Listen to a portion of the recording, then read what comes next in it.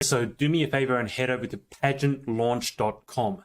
We are starting the world's first dedicated pageant review site to make the pageant industry safe, transparent, and fair. Three things that I know it is most of the time, but it's not like that all of the time. So head over to pageantlaunch.com, enter your email address, it's completely free, and let's get you to this episode.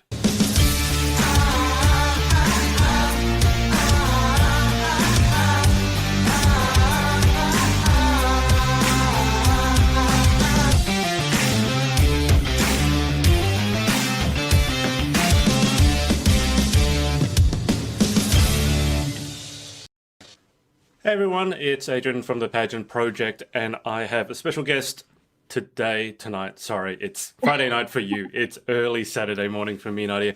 Nadia Sayers, who is just announced, as of like 48 hours ago, Miss Universe Ulster, so she is a Miss Universe Ireland 2020 finalist. Nadia, welcome to the show. Thank you so much for having me and for asking me to come on. Absolutely. Now, just so everyone knows, I actually asked Nadia to be on before I knew she was even entered in Miss Universe Ireland. So it was interesting. We had about 3 days to go before the interview, and then she was announced as a finalist along with, obviously, my good friend Chloe Davies. So Nadia, why don't we start with how the last sort of 24, 48, or however long it's been since you announced yourself as a finalist, how has it been? Oh my goodness, it's been crazy. I didn't tell anybody that I had entered. Not even my mum. My mum found out on Facebook. That's always good. So I got a phone call then. But no, I think everyone was just shocked because I kind of spoke about taking a step back from pageants, and like I said, it was something that I had thought about for a while, decided, and just kept to myself to see if I would make it into the top 12. So since then, people have been lovely. I've been getting messages, I've been getting comments. I was talking to Chloe all day today, so it's very exciting.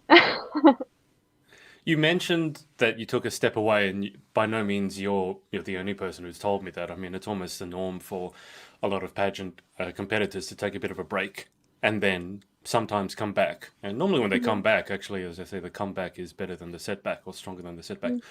Why did you decide to maybe take a step back, and then on the flip, why did you decide to actually come back? I think for me, part of it was I've done pageants for years now, and I've loved every single experience. And like I say, I met Chloe in one of my very first pageants, and I've picked up a lot of very good friends along the way, and that's something that I really appreciate from my time in pageants, the people that you get to meet. But I think it was Miss Universe was always one that I wanted to try. It was always like up there that it was my goal to try and give it a go. And I gave it a go last year, and I really enjoyed it.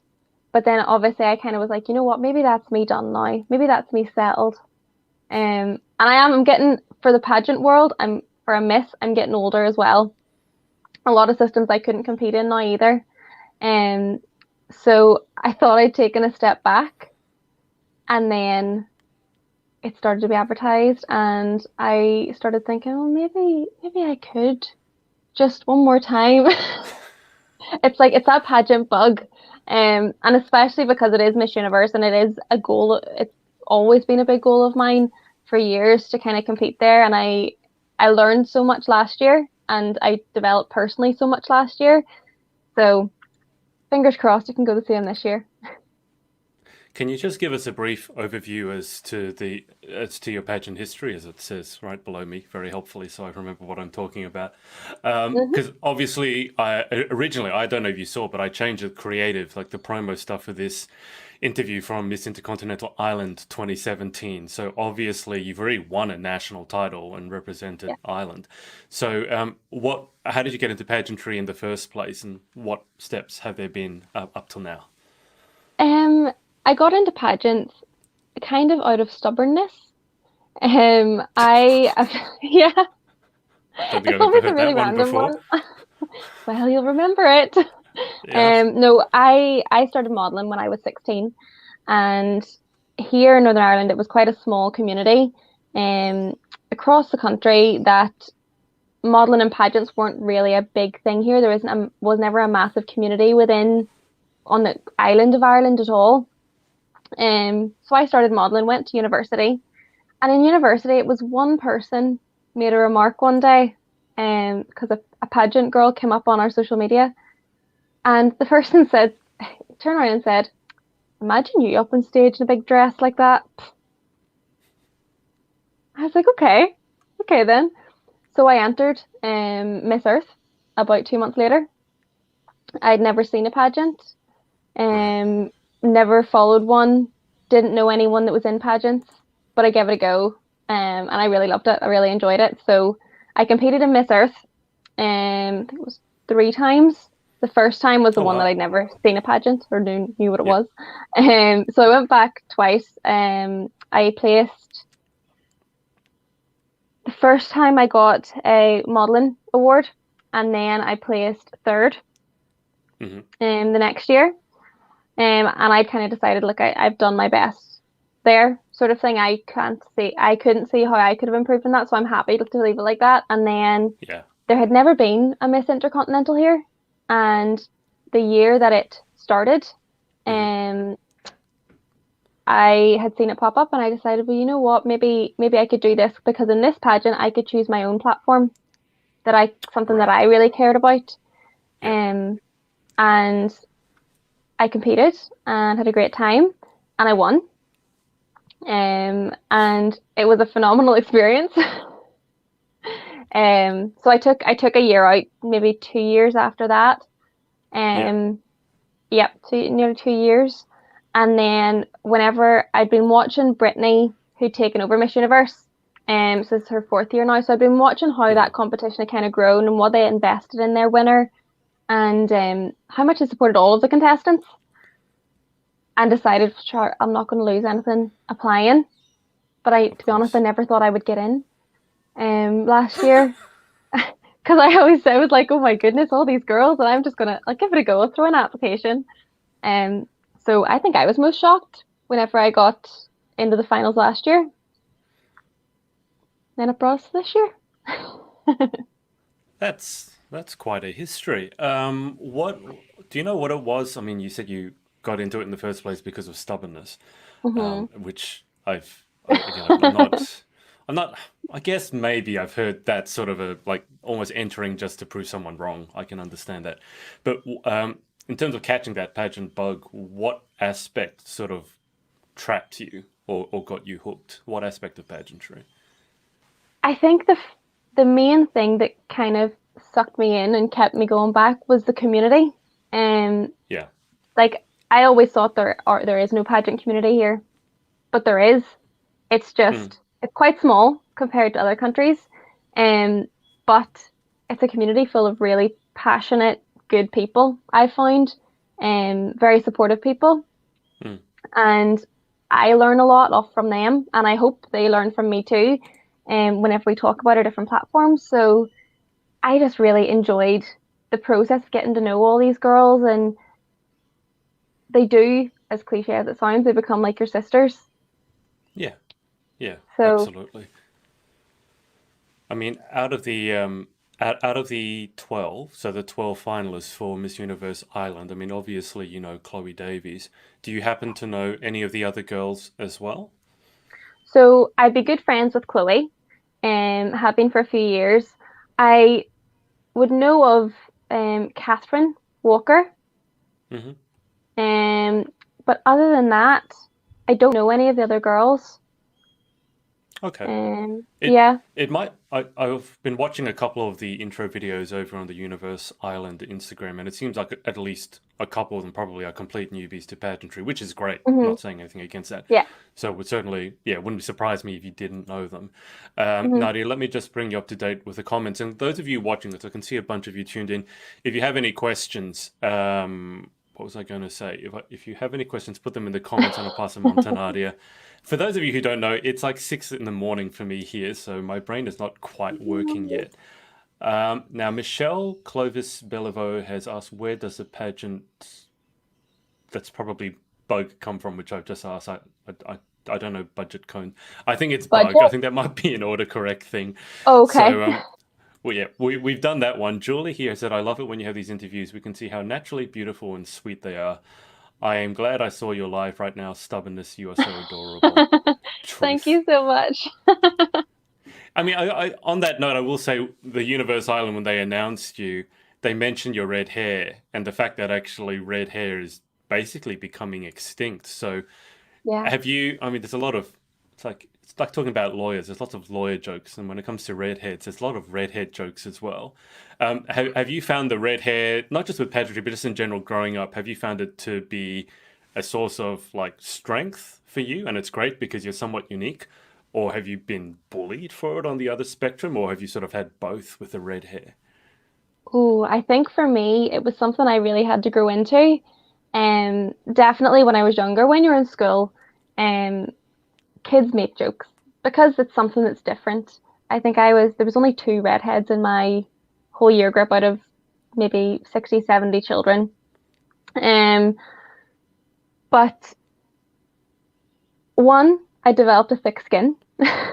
So Hmm. I could kind of just laugh it off. It didn't never really bothered me. I could just kind of laugh it off. I never disliked my red hair. I've always loved it. I did hair modeling for a short while when I Oh, was wow. a Okay. lot younger, and they dyed my hair, and I missed my real hair color so much. So I honestly just let it grow out. I wasn't even going to keep dyeing it red. I just let it all grow out. It looked awful for about a year, but we got there. And I really do. I think the past maybe 10 years, I've appreciated it a lot more and how much it has given me strength and it has kind of Yeah. helped build my confidence with standing out a bit more. Yeah. What color did they dye it, just out of interest? Oh my goodness. So it was quite short. And at one stage, it was red, yellow, and orange. And then it was white, purple, Yellow and orange. and Oh, yeah. All at once. Wha- okay, jeez. Yeah. Like I stripes. think your redhead suits you really well. I don't know about red, yellows, and oranges and white. Oh, What were I they know. doing Yeah. to you? Were they trying to turn Yeah. you into an alien or something? It was it was like to them, I suppose it's like art. Um, so I was just because I was very kind of easygoing about it, I was just the model that would let them work away. So I retired Yeah, but after about a year. you've got to live with it for, for however long. So it wasn't temporary dye, it was actually permanent No. dye. Yeah, it was bleach and everything. So I had to go and talk Jeez. to my school before it happened and explain it was an extracurricular and it would benefit me in the long term, but they were not happy still. How did your parents react to it? Um, so my dad kind of just overlooked it. I don't think he had the words. And my It's mum, hard it to would have, overlook short, multicolored hair, but okay. And your mum? oh, so every time I would have come back from the salon myself and walked into the house, and it was always like late at night because it took like 10 to 12 hours to get from my natural hair color to what they were wanting to do. Jeez. Yeah, God. And I'd walk in and mum would look around and she'd be like, oh my goodness, okay, so how long's this for? And I'd be like, well, they can't fix it for like 2 weeks, otherwise my hair will fall out. And she's like, okay. That's But exactly they the were good. reaction every girl wants when they've just had their hair done for someone to turn around and go, okay. Yep, yep. But it's okay. They never give me a hard time or anything about it, so I appreciate that. Yeah, yeah, that's fair enough. Well, look, I mean, I think it suits you amazingly. So I, Thank I you. kind of, I can't really imagine you being any other hair color. Yeah, no, no. Now, Christine Kohler, who's over in the United States, has said that she's shocked there are only 12. That's in part because of COVID. Nadia, how many were there last year? So last year, there's always the initial application process. So you submit your Yeah, application, and then there might be some casting videos or photos or things like that. But normally the finalists, there was 30 every other year. yeah. So they took forward the final 30, and then they would have, on the final night, took it down to the top 10, top five, or top three, and then the winner. But I think this year, because of coronavirus, they had Mm, to limit the numbers of how many they actually took forward to the final.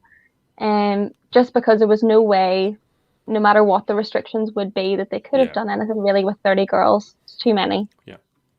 Yeah.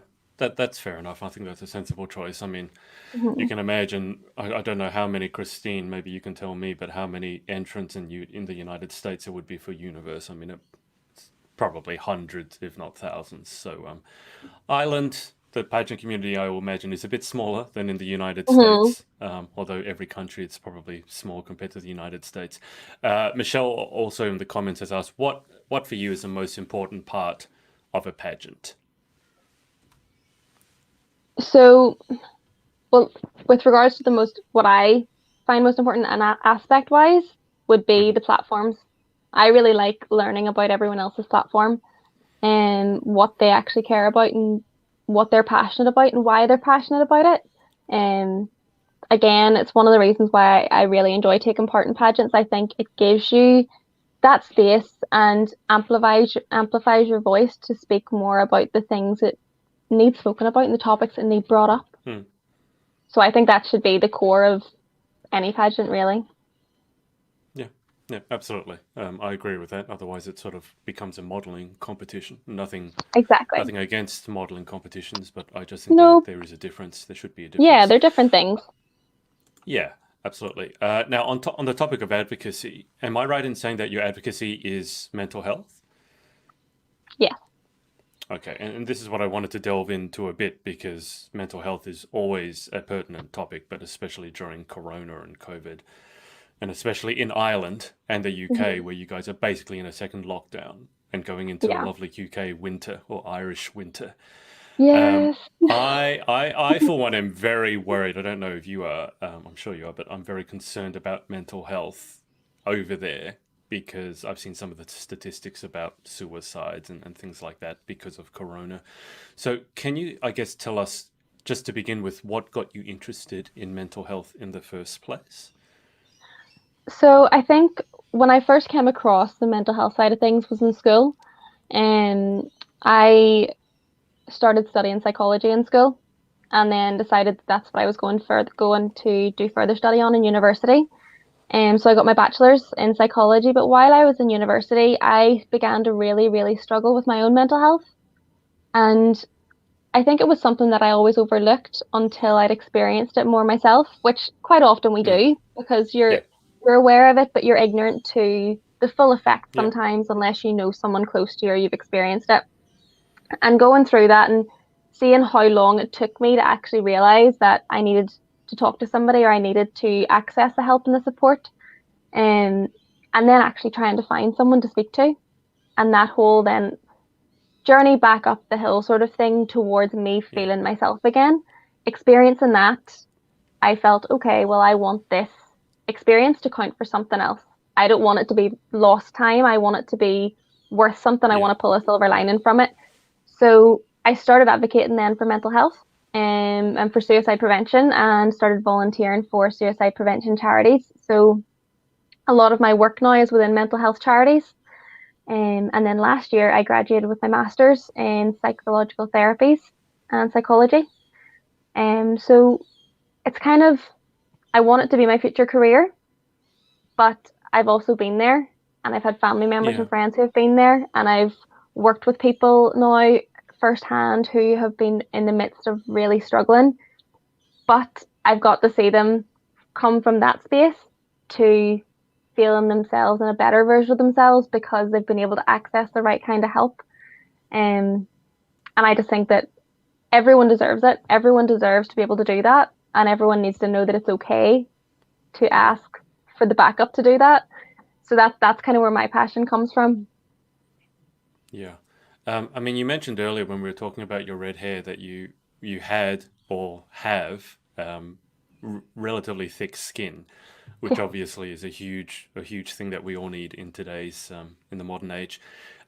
What do you know what exactly triggered sort of the decline in your mental health to begin with? Did you not have the thick skin at the beginning? I mean, I've definitely suffered from mental health. You can probably see the banner behind me. That's a book I released about mental health, and I detailed the fact that I've been depressed and actually suicidal twice. So I can certainly empathize with you when you say that you wanted to turn something that was maybe horrible into something good, like it wasn't wasted Hmm. time, as you said. Do you know what sort of triggered your decline? So I think for me, it wasn't one big thing. And I Mm, think that's sometimes the difficulty with people coming forward. They think it has to be one big life-changing disaster yeah, that yeah, makes you deserve help. But for me, it was lots of little things that had trickled down over a period of time. So things like my own self-confidence, the relationships that I was in, people that I'd been around, um, lots of things that you kind of go through. But I just kept throwing to the back of my mind and saying, "Oh, well, that's fine. I can cope with that. That's no big deal." But eventually, all those things that you throw to the back of your mind are going to come forward. mm, So all of mine came forward at a time where I was in my final year of university. And me and my ex-partner had just broken up, and it had all just kind of came down at once. I wasn't really looking yeah, after myself. I was working long hours as a student. I wasn't eating enough.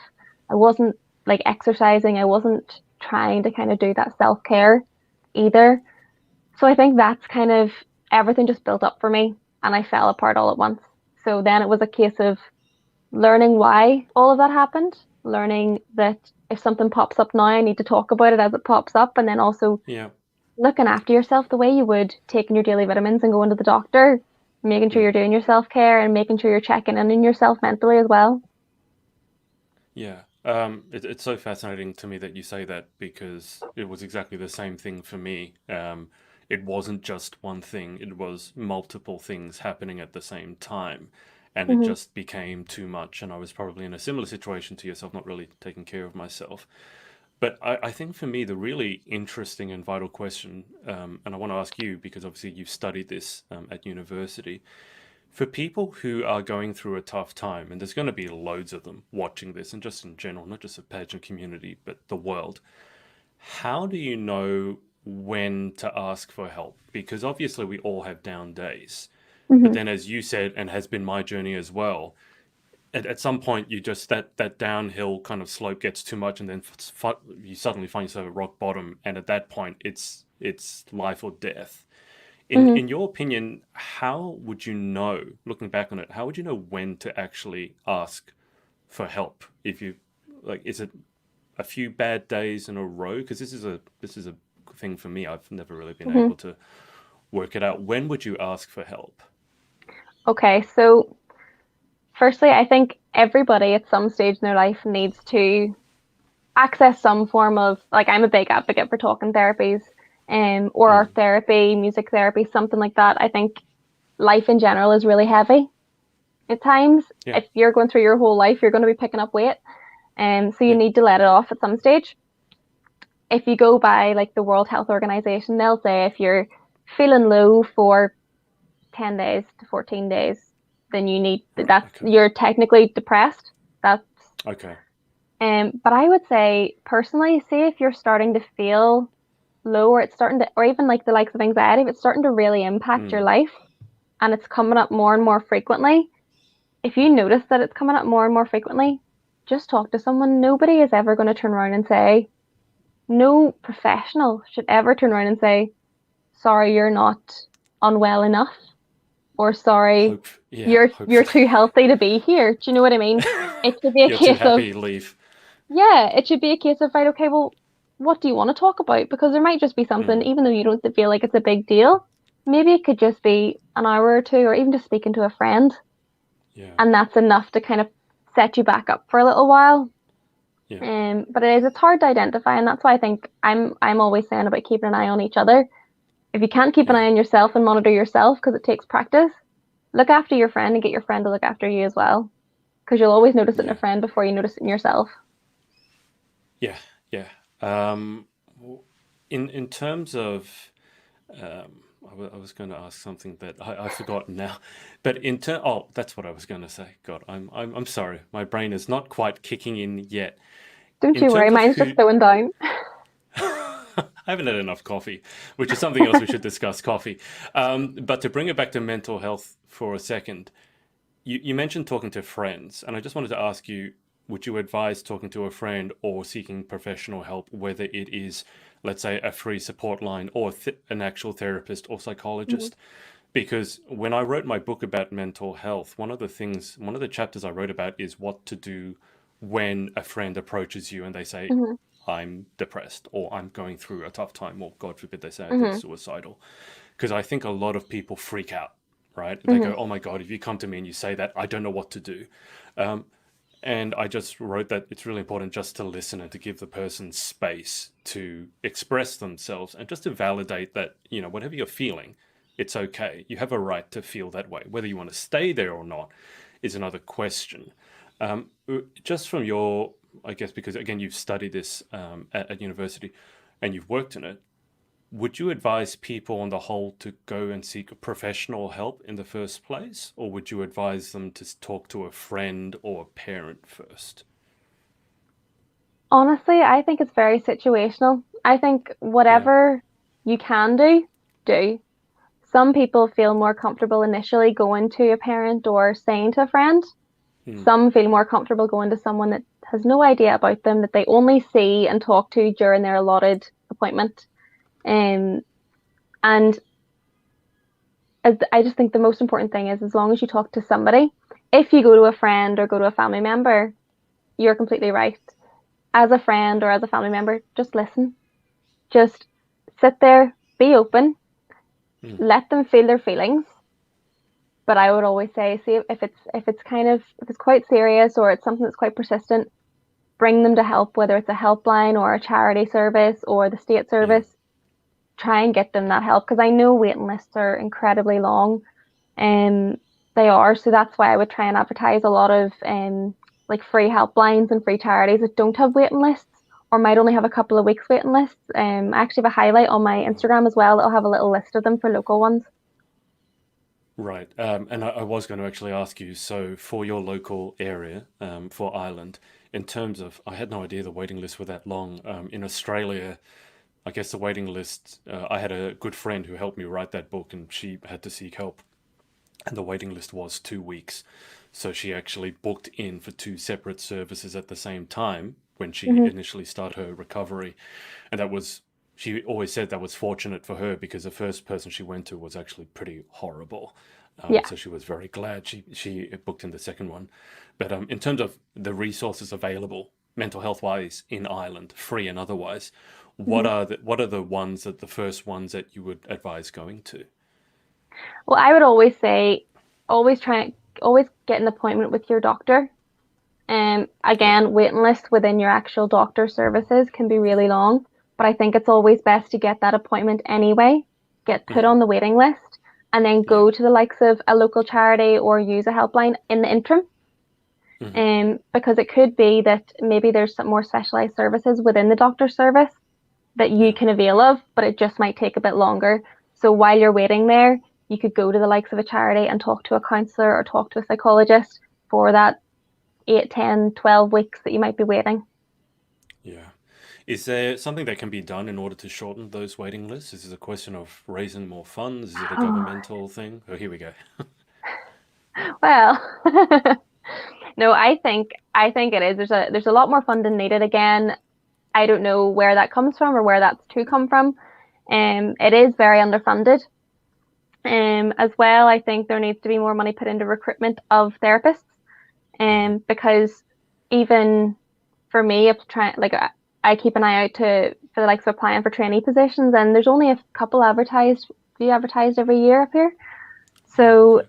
it is tough to try and get into, but it's also because there's the lack of funding to pay the salaries, and hence the long waiting list. But then I think there just needs to be a new protocol nearly.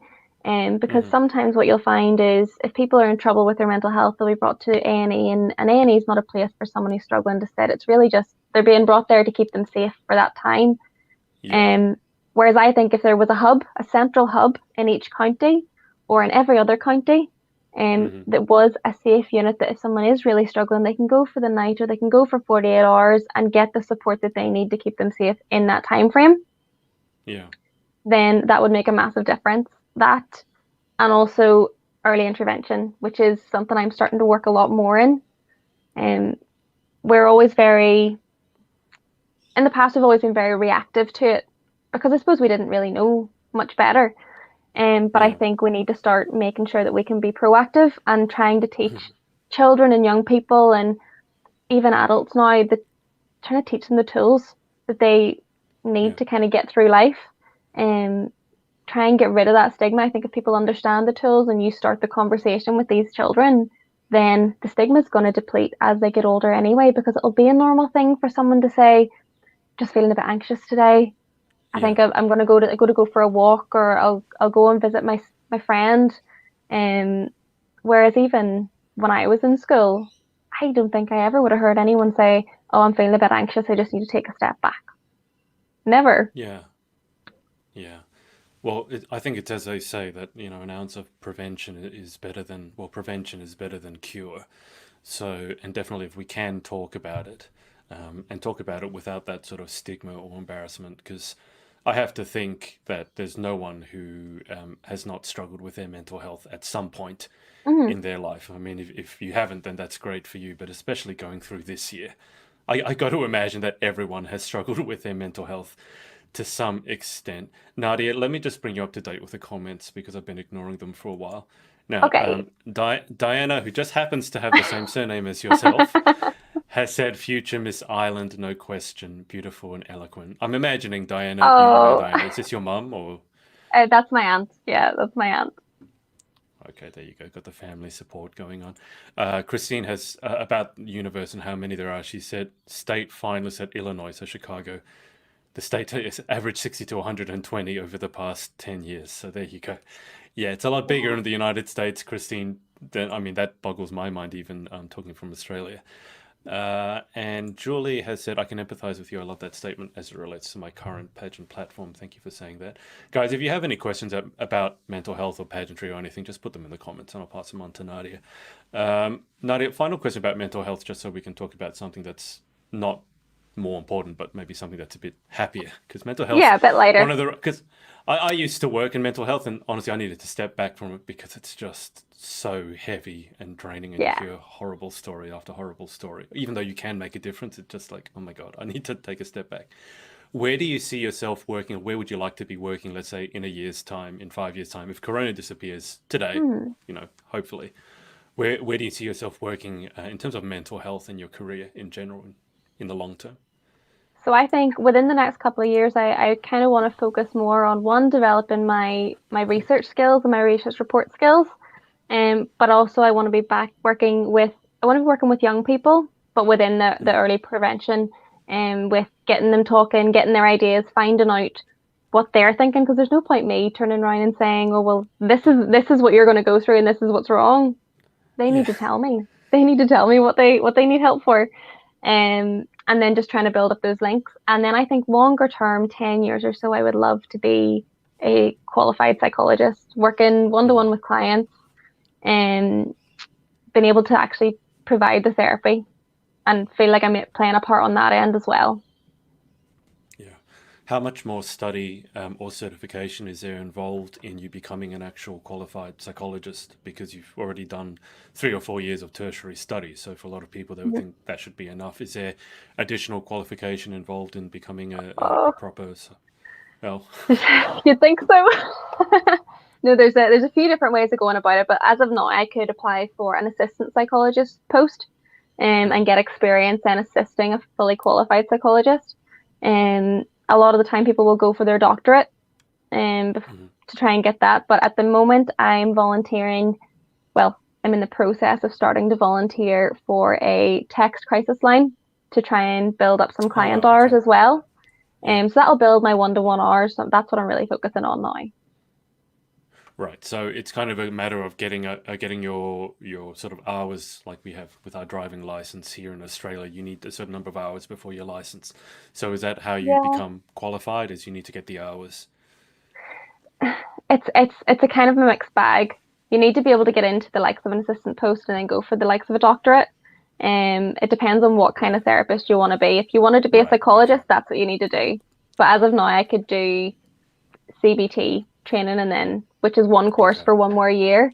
A few hours, gather up my hours then, and then specialize in that. So I think it's something that you're constantly going to be doing different courses and learning different methods of Okay. therapy.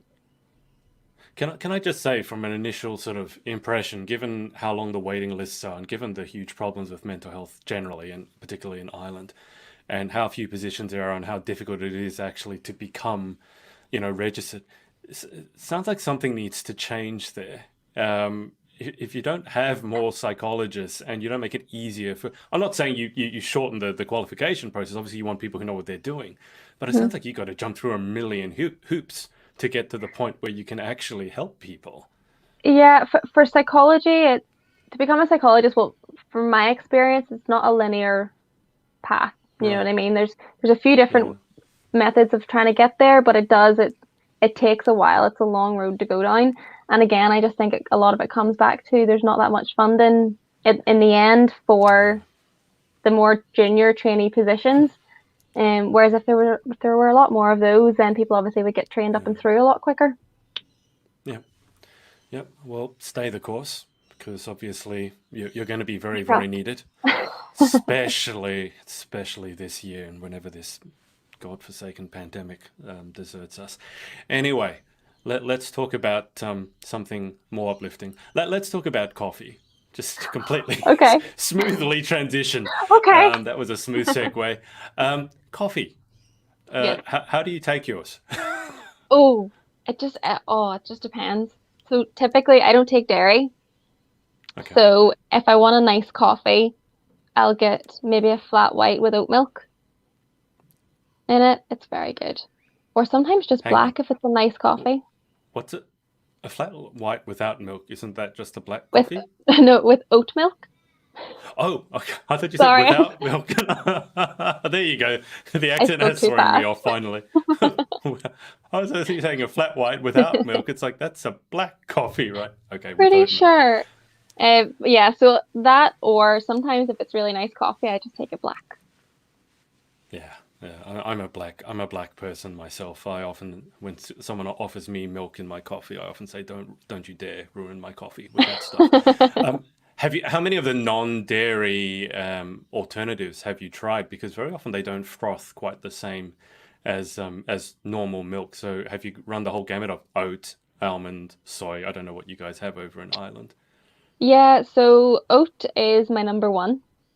More Hmm. just I think that you can get like the barista style, which kind of froths a bit easier. Yeah, Then I would go on to almond, especially depending on what like my macros and stuff are looking like that day if I'm being good and training and telling my coach. Um, I've tried hazelnut as well and it's pretty good. But oh there's a good wow. selection. Yeah, it's a good enough selection. Wow, I'm impressed. Hazelnut milk, that's not one that I've ever heard of before.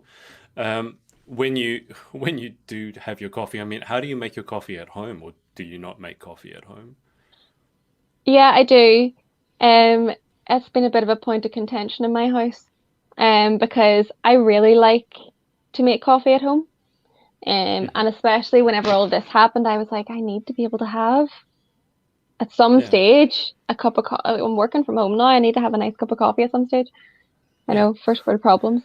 But no, I have a cafetiere.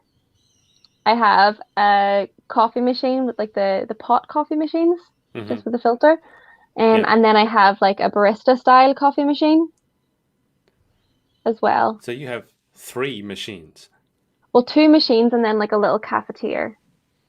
Yeah. What's a cafetiere? I don't know what a Oh, cafetiere is. just Educate like me. the little just like the little like it's like a big glass jug and then you push the pump down on it. Oh, yeah, percolator. We call that a There we percolator. go. I There we know, go. I know what you mean. Okay, all right. So, So with just one of those. which I don't know how you survive the drip coffee, the filter coffee though. If you've had like proper barista coffee, I can't go back to the pot coffee. That's not existed in Australia for 20 years. Like you can't get that anymore. Don't you find it a bit of a letdown when you have the pot coffee after you've had like a proper strong barista coffee? I think part of it is the novelty for me, because I'd never had like it's gonna sound really random, like a coffee pot. I'd never had like coffee from a coffee pot until I bought Yeah, my coffee machine. Um, right. I lived in LA with my aunt who commented for a few Right. months, and she had a machine, and she Yeah. showed me how to use this coffee machine where you just put the coffee grounds in, and Yeah. it kept this pot of coffee warm, and like I loved it. It was the best thing ever because I'd only ever had instant before then. Oh, So okay. then I came back and was like, well, I need to get me one of these. Okay. I am definitely a coffee snob because I was going to say those machines, it's a very American thing. Yeah. I've not seen those pots of coffee anywhere apart from America. But but Hmm. but for me it kind of goes, proper barista coffee obviously is on the top and Hmm. that's goals.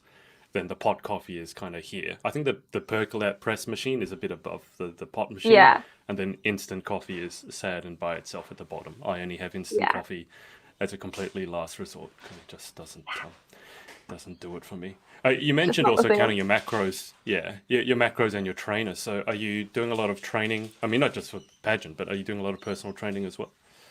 Yeah, so I would do training anyway. I think I would go to the Yeah, gym 3, 4 times a week. But again, a lot of it's more for my own kind of well-being and stress yeah. relief and all that. So I'd started seeing training with this coach, and before I even applied for Miss Universe this year, Mm. and now I actually had to message him when I found out that I got through, and I was like, so I know we were doing this, but now we need to do this. Uh, can you make that work? And he's great. He just kind of flipped everything, and he's a nutritionist as well, and Nice. like a sports masseuse, so he kind of looks at it in a very Oh holistic wow. way. And Okay. he's very passionate about mental health himself, so he just kind of Wow. he doesn't he's a good guy, he runs a good business, and he very kindly has offered to be my sponsor as well for this year. So Oh my God, Nadia, that's like a one. mm. That's a one-stop shop. I was going to say you should Ah, let I us know know. who it is so we can give him a shout out, but I think you might want to keep him to yourself. Oh, he is amazing. And he takes online clients from all over the world. There we go. So no, Wow. he's very good. So he's been trying to simplify a lot of things. I think the fitness world can be overcomplicated sometimes Oh yeah. for Yeah. for a novice. So he kind of stripped a Oh, lot for of things anyone. back. Yeah, for Yeah. anyone. I mean, everyone wants to sell you something, and how they Hmm. sell you something is by making it seem complicated and creating problems that don't exist. So then you feel like you have to buy something. Whereas at the Yeah. end of the day, for a lot of us, if you just went out and went for a walk or a run or just started doing something, it'd be Yeah. better than what 90% of the people in the world are doing. So that is sorted. What sort of training are you doing, just out of interest, in the lead up to Universe? Is it cardio? Is it weights? Is it a combination? Everyone has their own sort of preference. Slight combination. It's mainly weightlifting, and then just really getting my steps in. I've kind of Hmm. upped my steps to try and get that cardio in every day. And also as well, just because of the whole lockdown, to get out and get some fresh air at some stage, Yeah. and clear my head. So I was out this morning at 6 a.m. for a walk before I started work, and it Hmm. makes such a big difference to your day. So then I'll be in the gym tomorrow morning. Yeah. I saw that you're up early like myself. Finally with Universe, obviously you made it through to the final 12 and this is your second time.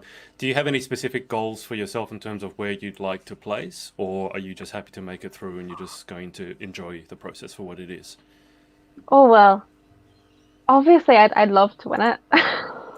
But it's just because I know that I could learn a lot from them, but Mm. I also know that I would work a lot for them. I really think that I could make a big difference. And I do think I could, with their help and support, do the title justice, and follow in those footsteps of the amazing girls that we've had before. Yeah. Um, so that would obviously be the ultimate goal. But from now, I'm just so happy. Like me and the girls are talking in like group chats and everything, and they're all so Hmm. lovely. And I'm going to just enjoy the process, take it all in, and learn as much as I can from Brittany and the whole team and the rest of the girls. Last year, I made it into the top 10, so I'd love Hmm. to get top 6 this year, Hmm. minimum. So that's the aim, but we're just going to see. Very nice. Just before we move to the close, I want to ask you. You just reminded me about Matea. I know you know Matea Yes. Henderson over in Canada. You've done the same system as her.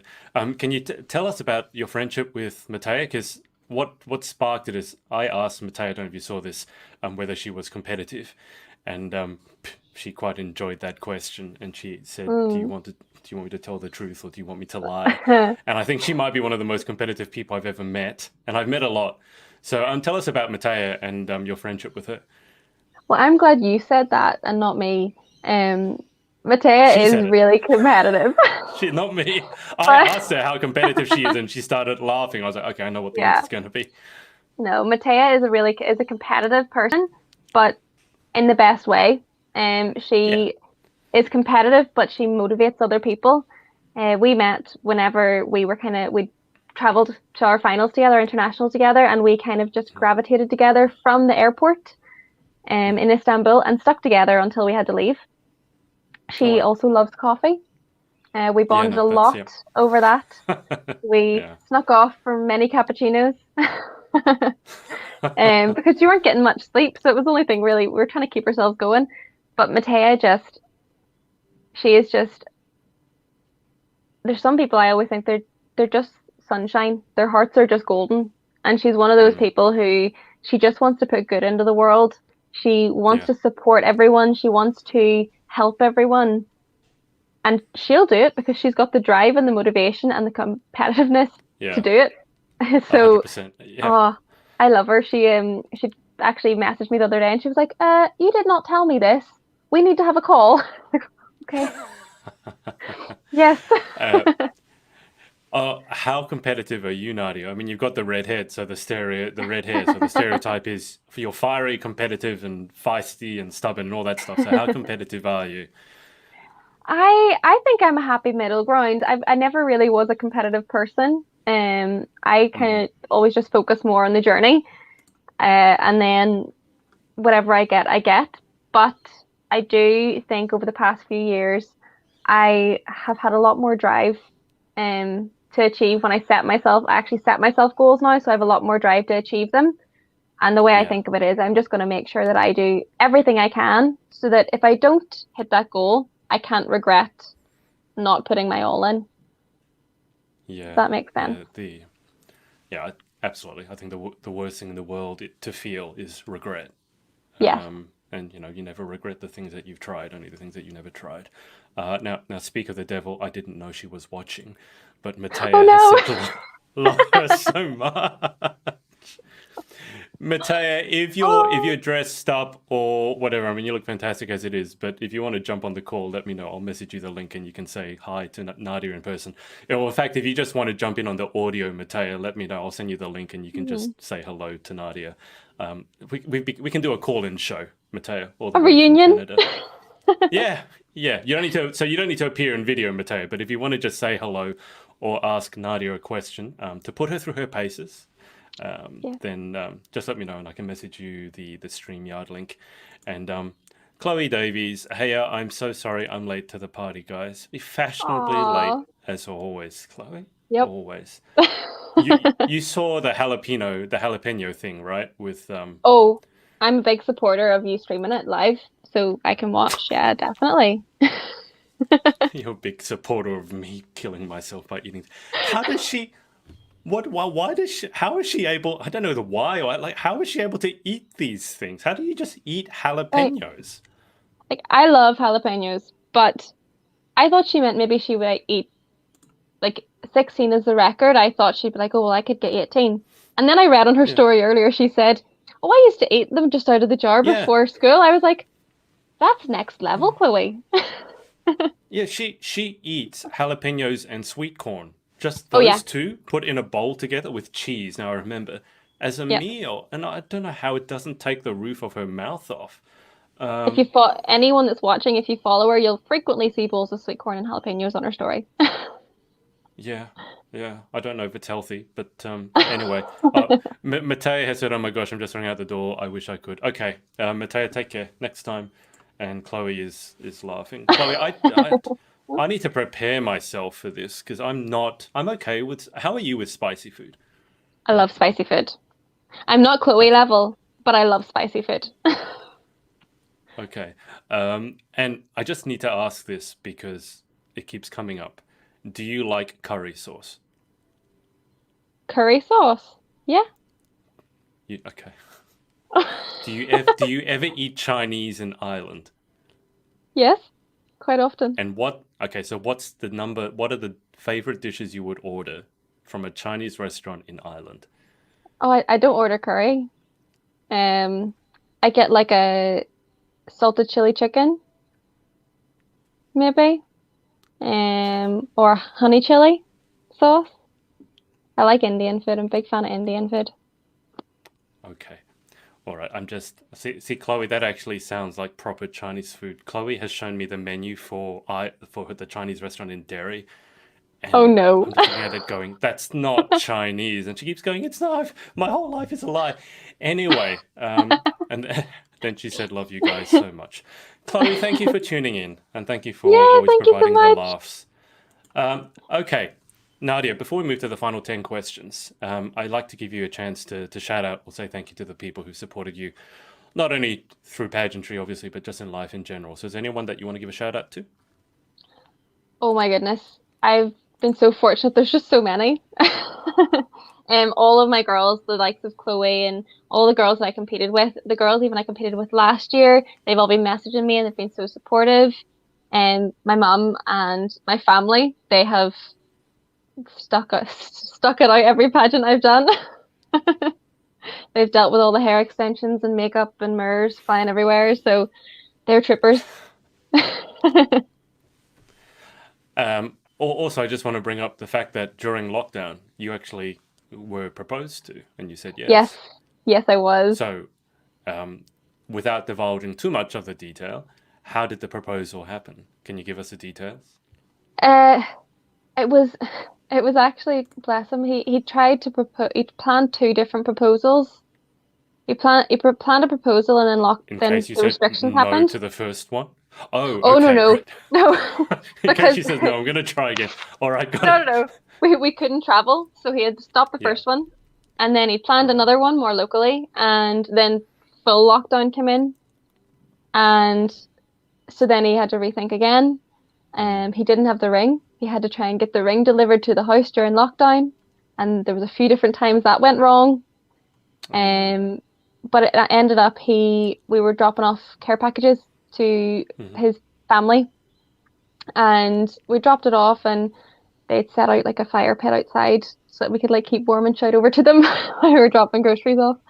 And I turned around and he was just on one knee, and he was like, "I know it's not perfect, it's not what I planned, but," and I was like, "Are you joking?" Because he couldn't get the ring out of his pocket, and I thought he was trying to wind me up, and I was like, "This is not a funny joke." But he That eventually showed it. I was like, "Okay, you're not joking. It's okay." But it was that's just, just what every guy wants to hear when they've wound up the courage to finally pop that big yeah, question, and they just go, "That's not funny." And like, oh, that's exactly what we need. That's how you know you got a keeper, someone who will stick by you even when you think their proposal is a joke. So yep, that, yep. yeah, yeah, that sounds lovely. Okay, well, congratulations, Nadia. Thank you so much. All right, let's go through to the final 10 questions. I have to tell everyone it is not a speed round. You don't have to answer as quickly as you can, but if you want to, by all means, Oh, go for it. okay. So, final 10 questions. Number one, what is your favorite word? Oh, hippopotamus. Can you say that three times quickly? Hippopotamus, hippopotamus, hippopotamus. What's the plural of hippopotamus? Hippopotamus. I'm asking, I think it's hippopotami, Did but you but ask maybe that it's question and not know hippopotamuses. the answer?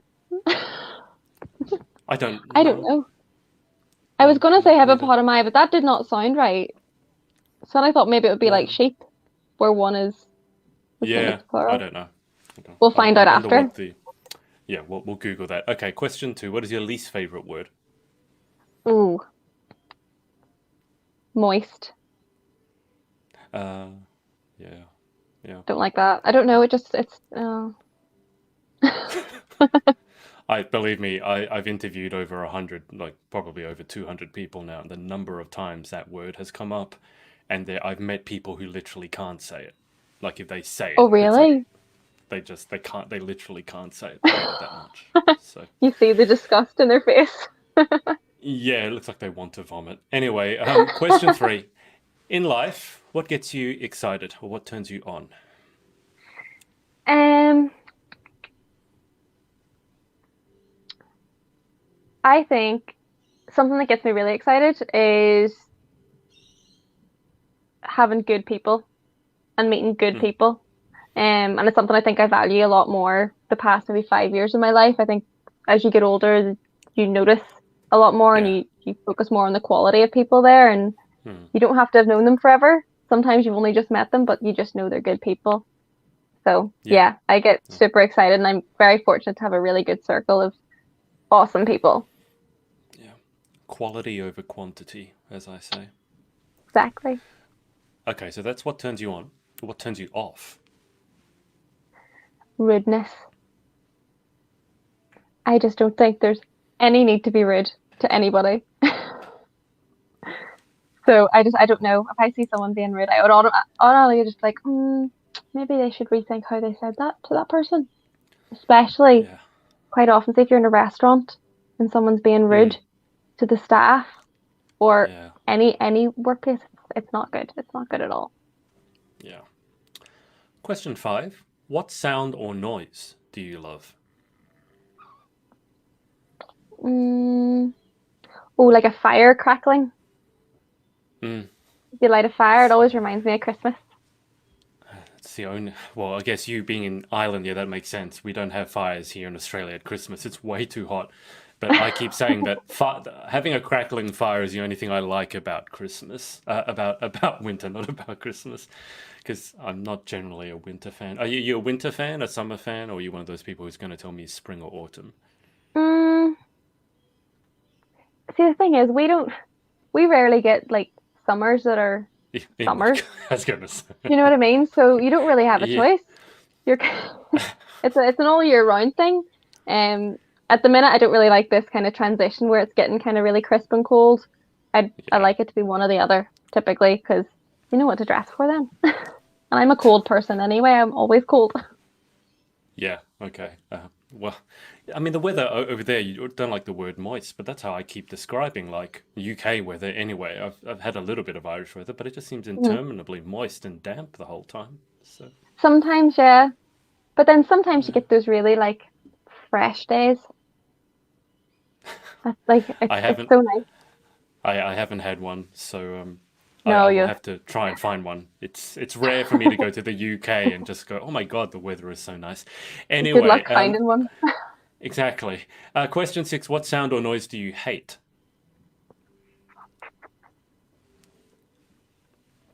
Oh, like someone chewing like crisps or something Oh, with their like really loudly. hmm. Yeah, yeah. I dislike it. It makes me uncomfortable. How uncomfortable. Don't tell me you have crisps or something there. No, no, I don't. I don't. I was just waiting for you to start like eating them. No, No, it's I finished all my potatoes the other day. Otherwise, oh would have no, potatoes there, and I could actually eat potatoes for you. But that's I, devastating. Not enough to like really bother me. It's just kind of enough that it pulls my attention sometimes. okay, If I'm trying to all focus right. on something, so it's kind of like yeah. I ask because, like the word moist, the chewing sound is a recurring theme with my interviews. And I interviewed one girl, she's American. When you chew next to her, she starts crying.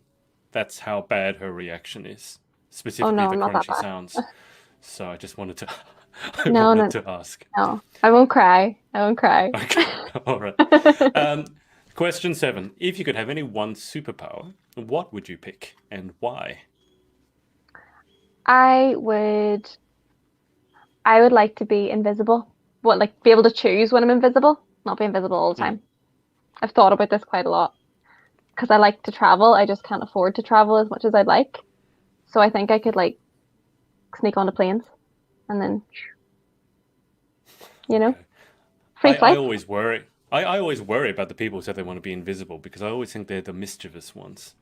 Because you want to be able to do things, and okay, yeah, you want to sneak on a flight. Why not just pick the ability to fly or teleport? Why be invisible to go on a plane? Wouldn't it be easy just to be able to fly? But there'd be more functions to being invisible too.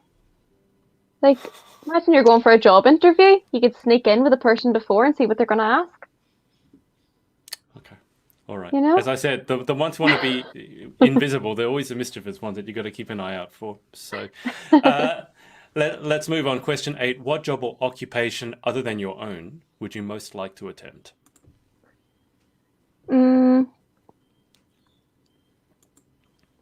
I think I would. Oh, well, I would like to try radio presenting. I think that would be really fun. But when I was growing up, I wanted to be a mechanic. So I think it would be fun to give that a go. That's different. Obviously, You if mean I like had any any specific idea. mechanic? Like car Just a car mechanic? mechanic. Yeah, just a car mechanic. Yeah. I think Okay. it's so impressive that they could just look at my car and know what's wrong with it. And I'm clueless. Yeah, I can't do that. I just go, my No. car's making a funny sound or my car's not working. Can you fix it? I have no idea. Yeah. I've never changed my oil. I know how to change, I know how to put more water into the windscreen wiper stuff, and I know how to fill it up. But that sounds bizarre. But I do have a friend who didn't know how to fill the car up because she'd never filled the car up. Yeah, Oh no. I That could get you I in a thought lot she of was trouble if you joking. didn't have help. You just need to buy a new car every week. Yeah. Question 9. What job would you definitely not like to attempt? Mm, I don't think I would like. Oh, that's a hard one. It is for some people because they would pretty much give anything a go. Yeah, I would give most things a go. Oh, I don't think I'd want to work in finance. Numbers? You don't like the The numbers? the numbers and like I'm not really I'm not really built to sit at a screen at a computer all day. You know what I mean? Doing spreadsheets. Yeah. And I've had to do a lot more of that lately with because normally I would be in out of primary schools, but I've had to do a lot more of even just spreadsheets and stuff at a computer lately, and Yeah. I'm not really liking it. So yeah, I know I don't think I'd Mm. like to work in finance at all. And then the big numbers they work with scare me. Yeah. I gotta say, I always get worried when someone says they really enjoy working with spreadsheets. I don't think that's normal. So you're not I know alone in people. that one. I know those people. Scary. What's wrong with them? How No, can you no, enjoy spreadsheets? no, the fact that they not everyone, but someone got really excited over a nested diff, which is a formula on a spreadsheet, and they started telling me about a friend of mine, so they don't mind me saying, but I was like, sorry, what? I just don't understand. I don't think my I, brain I works that way. I know what Excel is. I don't like it. And that's about as far as I want to go. Google Sheets. Um, anyway, Nadia, final question. If heaven exists, what would you like to hear God say when you arrive at the pearly gates? Thank you for helping out. It would be nice to hear that. Yeah. Chloe Louise has said coffee. It would be good And if he then offered me she's, coffee too. yeah, Chloe, I could use a coffee right now, so please get on that. She's also said sneaking on planes is the most genius idea I've ever heard. I still think it'd be easier Thanks, to Chloe. fly, but because coming from Australia, flying anywhere takes like 48 hours, so I would rather just click my fingers and be somewhere else. Anyway, I guess if I was invisible, I could sneak all the alcohol and drink it, and no one would know. Don't do that, by the way. I'm Exactly. not endorsing No, that. I won't do that. I won't do No, that if I'm no, invisible. I would never do that. Someone else can do that. Anyway, Nadia, look, thank you so much for your time and best of luck with your universe journey. Thank you so much. And I'll keep you on the line for just a sec whilst I hang up with the audience. But thanks to Okay. everyone for watching, whether it's live or on the replay, and submitting all your questions. And we will speak to you next time. Hey, it's Adrian again. Hope you enjoyed this episode. Remember to head up to pageantlaunch.com to join the launch team for our pageant review site. All you have to do is enter your email address. It's completely free. And if you enjoyed this episode, make sure to share it with your friends and follow us on all our socials. Thanks, and see you next time.